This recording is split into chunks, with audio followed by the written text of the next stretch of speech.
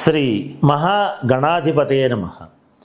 ఈరోజు మనం మేషాది ద్వాదశ రాసుల్లో అంటే మేషం నుంచి మీనం వరకు ఉన్నటువంటి 12 రాసుల్లో ఏ రాశి వారు ఏ రాశి వారిని వివాహం చేసుకోవాలి, ఏ రాశి వారు ఎవరిని వివాహం చేసుకోకూడదు, ఒకవేళ చేసుకుంటే సరిపడని రాసుల వాళ్ళు వివాహం చేసుకుంటే ఎటువంటి సమస్యలు వస్తాయి, వాటికి సంబంధించిన పరిష్కారాలు అంటే లేదా పరిహారాలు ఎలా ఉంటాయి అనేటువంటి అనేక అంశాల గురించి తెలుసుకుందాం. దీంట్లో భాగంగా కన్యా రాశి వారు స్త్రీలైనా పురుషులైనా ఎవరిని వివాహం చేసుకోకూడదు అనేటువంటి అంశం గురించి తెలుసుకోవడానికి ప్రయత్నం చేద్దాం.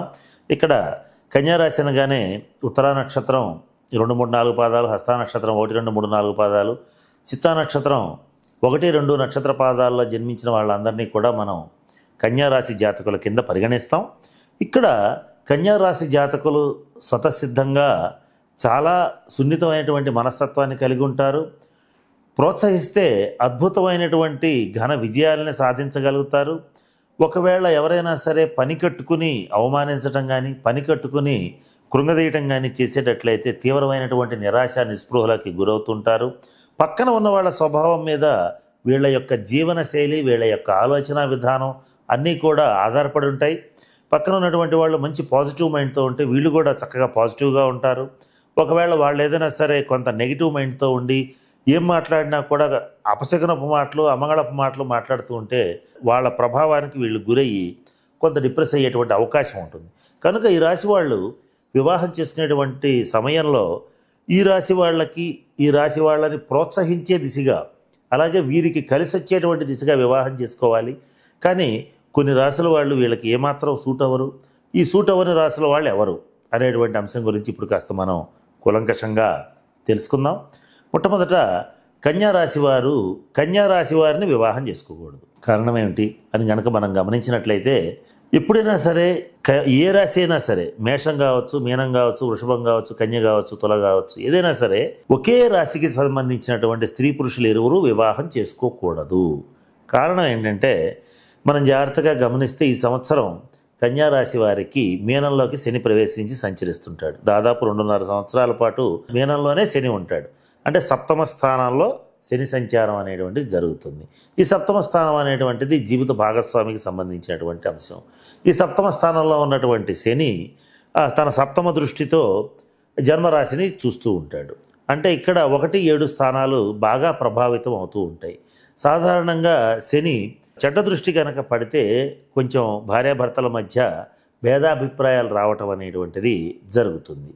ఇక్కడ మనం ఈ విషయం మనం ఎందుకు ఇక్కడ తెలుసుకుంటున్నామంటే కన్యారాశి స్త్రీ కన్యారాశి పురుషుని చేసుకుంటే ఈ రాబోయే 2.5 సంవత్సరాల పాటు ఇద్దరిలో ఒకళ్ళకి ఆరోగ్యం పాడవటం, లేదా ఇద్దరి మధ్య భేదాభిప్రాయాలు రావటం, అలాగే కొంతవరకు కొంతమంది అయితే కొంత సపరేట్ అవ్వాలన్న ఆలోచన రావటం, కొంత డిప్రెషన్కి గురవటం, ఇవన్నీ జరిగే అవకాశాలు ఉంటాయి. అది ఇద్దరికి ఒకేసారి వస్తుంది కనుక చేసుకోకూడదు.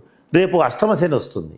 అష్టమ శని ఇంకొంత ఇబ్బందికరంగా మారుతుంది. అప్పుడు భార్యకి భర్తకి ఇద్దరికి ఒకేసారి అష్టమ శని వచ్చినప్పుడు 5 సంవత్సరాల పాటు ఈ శని యొక్క ప్రభావం వల్ల వీళ్ళు జీవితంలో అనేక రకాలుగా ఇబ్బందులు పడే పరిస్థితి ఉంటుంది. ఆర్థికంగా, కుటుంబపరంగా, మానసికంగా అనేక ఇబ్బందులు పడతారు. తద్వారా వివాహం అంటేనే విసుగుబుట్టేటువంటి పరిస్థితికి వెళ్ళిపోతారు. కనుక ఒకేసారి ఈ స్త్రీ పురుషులకి అష్టమ శని, అర్ధాష్టమ శని, ఏలినాటి శని, ఇటువంటి జన్మశని ఇవన్నీ వస్తూ ఉంటాయి. వచ్చినప్పుడు ఇబ్బందులు కలుగుతాయి. కనుక ఒకే రాశి వాళ్ళు వివాహం చేసుకోకూడదని చెప్పడం జరుగుతుంది. ఇకపోతే కన్యారాశి వాళ్ళు తులారాశి వాళ్ళని కూడా వివాహం చేసుకోకూడదు. ఇదేంటంటే ద్విద్వాదశ స్థితి అంటారు. అంటే 2, 12 స్థితి. ఇక్కడ ఈ 2వ స్థానంలో ఉన్నటువంటి తులారాశి వాళ్ళని చేసుకుంటే ఏం జరుగుతుంది? మరి ముఖ్యంగా తులారాశి పురుషుణ్ణి కన్యారాశి స్త్రీ వివాహం చేసుకుంటే కొన్ని ప్రత్యేకమైన ఇబ్బందులు వస్తాయి. తులారాశి వాళ్ళు సహజంగానే ఏ పని ప్రారంభించినా కూడా చాలా గొప్పగా ఆర్భాటంగా ప్రారంభిస్తారు. ప్రతి పనిని బోనాంతరాలు దద్దరిల్లేలాగా మొదలు పెడతారు. చాలా స్పీడ్గా నడిపిస్తూ ఉన్నటువంటి సడన్గా ఆ పని మధ్యలో వదిలేస్తారు. ఇది చూసినప్పుడు కన్యారాశి వాళ్ళకి దాదాపుగా పిచ్చెక్కినంత పని అవుతుంది. చక్కగా ఇంకో కొంచెం సేపు కనుక ఆగితే, కొంత దూరం కష్టపడితే, ఇంకొంతకాలం ఆగితే చక్కగా సక్సెస్ అయ్యేటువంటి స్థితిలో ఉన్నప్పుడు ఆ పనిని, ఆ వృత్తిని, ఆ ఉద్యోగాన్ని, ఆ వ్యాపారాన్ని, ఆ వ్యవహారాన్ని అక్కడ వదిలేయటం అనేటువంటిది వీళ్ళని తీవ్రమైన మానసిక సంక్షోభానికి గురి చేస్తుంది. కనుక వీళ్ళ మధ్య ఇట్లా డిఫరెంట్ మైండ్స్ ఉంటాయి. కనుక ద్విద్వాదశాల్లో ఉన్నటువంటి తులారాశి వాళ్ళు, కన్యారాశి వాళ్ళు వివాహం చేసుకోకూడదు.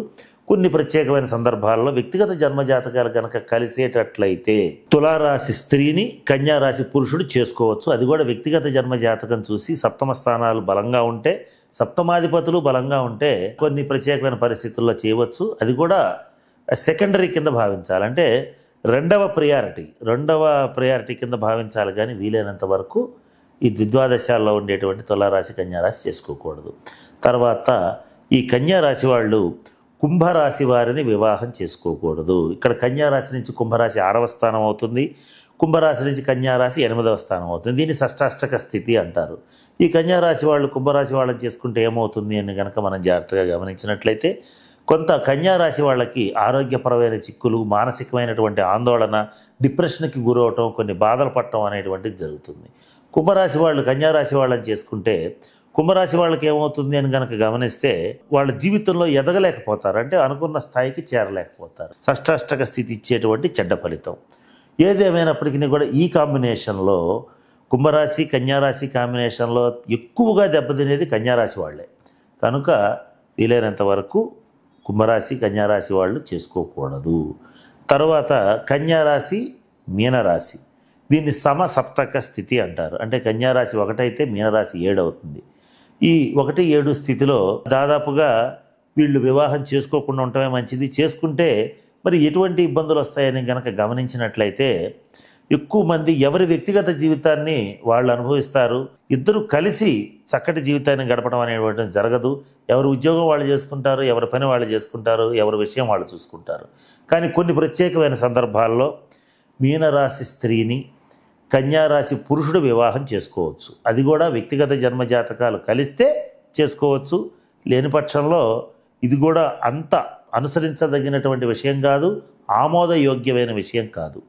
ఈ సమసప్తక స్థితి కూడా కరెక్ట్ కాదు. ఇక తర్వాత కొంచెం డేంజరస్ కాంబినేషన్, కన్యారాశి వాళ్ళు మేషరాశి వాళ్ళని పొరపాటును కూడా వివాహం చేసుకోకూడదు. ఇది తీవ్రమైన షష్టాష్టకాలు. కన్యారాశి నుంచి మేషరాశి అష్టమం, మేషరాశి నుంచి కన్య షష్టం 6వ స్థానం. ఈ కాంబినేషన్లో ఏం జరుగుతుందంటే కన్యారాశి వాళ్ళకి తీవ్రమైనటువంటి డిప్రెషన్ కలుగుతుంది. పొరపాటున ఈ మేషరాశి పురుషుడిని కన్యారాశి స్త్రీ వివాహం చేసుకుంటే ఎక్కువ మంది దీంట్లో కొంత మానసికమైనటువంటి ఆందోళనకి, అలజడికి, డిప్రెషన్కి గురయ్యేటువంటి పరిస్థితులు ఉంటాయి. ఒకవేళ మేషరాశి స్త్రీని కన్యారాశి పురుషుడు కనుక వివాహం చేసుకుంటే చాలా తీవ్రమైన భేదాభిప్రాయాలు వచ్చి విడాకుల దాకా వెళ్ళే పరిస్థితి ఉంటుంది. ఏది ఏమైనప్పటికీ కూడా ఈ కాంబినేషన్లో కూడా ఆర్థికపరమైన ఇబ్బందులు వస్తాయి. వీళ్ళల్లో ఒకళ్ళకి ఆరోగ్యం పాడవుతుంది. వీళ్ళలో అంటే మేషం కన్యా కాంబినేషన్లో ఉన్నటువంటి పురుషుడు ఎవరైతే ఉంటాడో ఆ వ్యక్తి వ్యసనాల పాలవటం జరుగుతుంది. అంటే స్త్రీ వ్యసనం కానీ, తాగుడు కానీ, ఇటువంటి వ్యసనాల పాలవటం జరుగుతుంది. కొంత ఒకళ్ళనొకళ్ళు కొన్ని సందర్భాల్లో, అందరూ అని కాదు కానీ జన్మలగ్న బలం కూడా గమనించాలి, జాతక బలం కూడా గమనించాలి. ఈ మేషరాశి వాళ్ళు కన్యారాశి వాళ్ళని తీవ్రంగా దండించటం కానీ, కొంతమంది అయితే కొంత చంపడానికి ప్రయత్నం చేయటంలాగా అనుకోవచ్చు.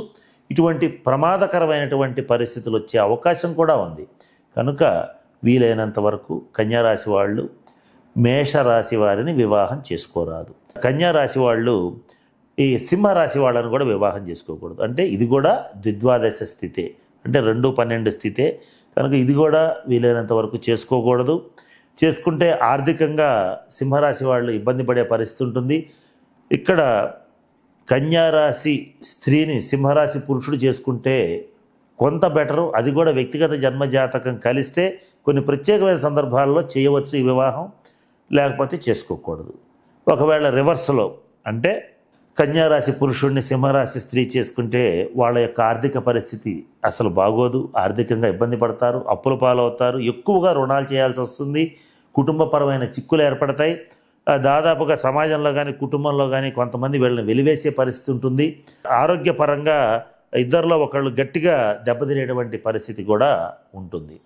కనుక ఈ సంవత్సరంలో ఎవరైనా సరే వివాహాలు చేసుకోవాలనుకునేటువంటి వాళ్ళు ఇలా ఈ కాంబినేషన్స్ని కాస్త గమనించుకొని మనకి సరిపడని రాశుల వాళ్ళు ఎవరు, ఎందుకు అనేటువంటి అంశాన్ని కూడా గమనించి కొంచెం ఈ విషయాన్ని దృష్టిలో పెట్టుకుని వివాహ ప్రయత్నాలు చేస్తే మంచిది. ఇక గతంలో ఆల్రెడీ నేను చెప్పినటువంటి కాంబినేషన్స్లో అంటే చేసుకోకూడని కాంబినేషన్స్లో కన్యారాశి వాళ్ళు మరి ముఖ్యంగా కుంభరాశి, మేషరాశి, సింహరాశి, తులారాశి వాళ్ళని వివాహం చేసుకుని బాధలు పడుతూ ఉంటే ఏం చేయాలి, దానికి సంబంధించిన పరిహారాలు ఏంటి, ఇటువంటి అనేక అంశాల గురించి తర్వాత వీడియోస్లో తెలుసుకుందాం. కొన్ని ప్రత్యేకమైన పరిహారాలు ఉంటాయి వీటికి, అవి చేసుకుంటే గతంలో జరిగిపోయిందని మనం వెనక్కి తీసుకురాలేం కనుక కొన్ని చిన్న తంత్ర ప్రక్రియలు కూడా ఉంటాయి. ఇటువంటివి చేసుకుంటే వాళ్ళు కాస్త ఆ ఇబ్బందుల నుంచి బయటపడగలుగుతారు. ఇటువంటి అనేక అంశాల గురించి మీకు నేను తర్వాత తెలియచేస్తాను. కనుక ఈ అంశాలు దృష్టిలో పెట్టుకుని చక్కగా కన్యారాశి వాళ్ళు ఈ సంవత్సరం చక్కటి జీవిత భాగస్వామిని ఎంచుకుని చక్కటి జీవితాన్ని గడపాలని మనస్ఫూర్తిగా ఆ పరమేశ్వరుని ప్రార్థిస్తూ ఆకాంక్షిస్తూ సెలవు తీసుకుంటున్నాను. స్వస్తి.